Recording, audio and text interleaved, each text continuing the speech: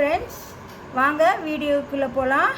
இப்போ நான் செம்பருத்தி பூ தோசை போட போகிறேன்.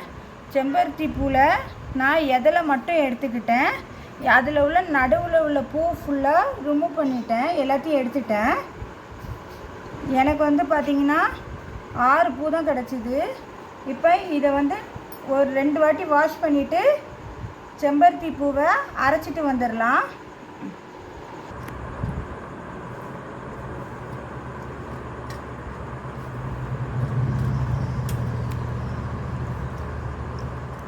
செம்பருத்தி பூவை வாஷ் பண்ணிட்டு வந்துடலாம்.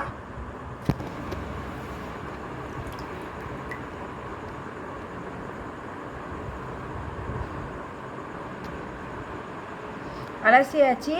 இப்போ அரைச்சிட்டு வந்துடலாம்.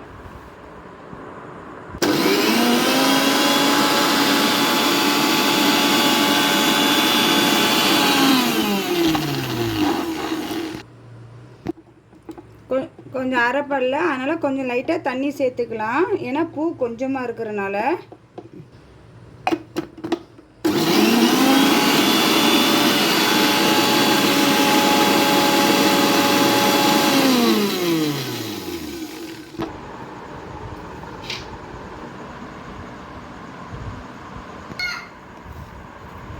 இந்த மாவு தோசை மாவு கூட ஆட் பண்ணிக்கலாம்.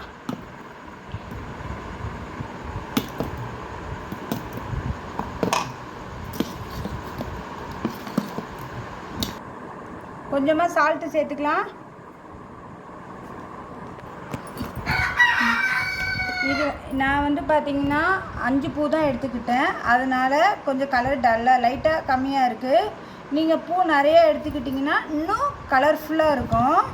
பசங்களுக்கு இது கொடுத்தா ரொம்ப உடம்புக்கு நல்லது. இது பார்த்திங்கன்னா முடி கொட்டுற தன்மையை நிறுத்தும். வெள்ளைப்படுதல் பிரச்சனைக்கும் வெள்ளைப்படுதல் பிரச்சனை இருக்கிறவங்க சாப்பிட்டா வெள்ளைப்படுதல் பிரச்சனை இருக்காது. ரத்தம் ஹீமோகுளோபின் கம்மியாக இருந்தால் ரத்தம் உடம்புல அதிகரிக்கும். முடி சைனிங்காக இருக்கும், பொடுகு தொல்லையும் இருக்காது. கல் அடுப்பில் வச்சாச்சு. கல் சூடு ஏறிடுச்சு. இப்போ தோசை ஊற்றிடலாம்.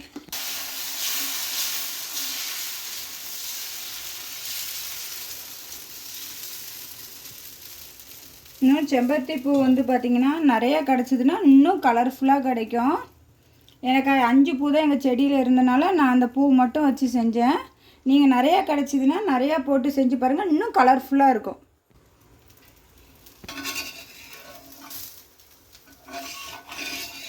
வெந்துடுச்சு, திருப்பி போட்டுடலாம்.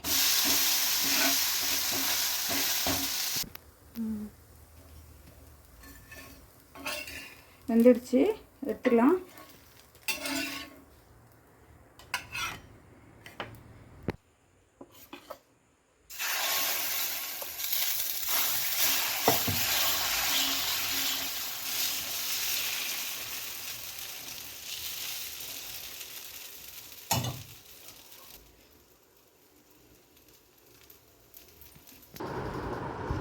செம்பருத்தி தோசை ரெடி ஆகிடுச்சு.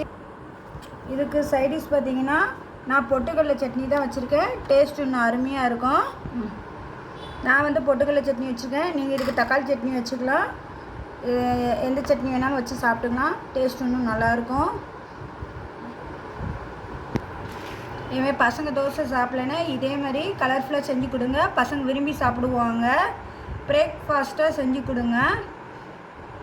அடுத்த வீடியோவில் பார்க்கலாம் வாங்க. தேங்க்ஸ் ஃபார் த வாட்சிங்.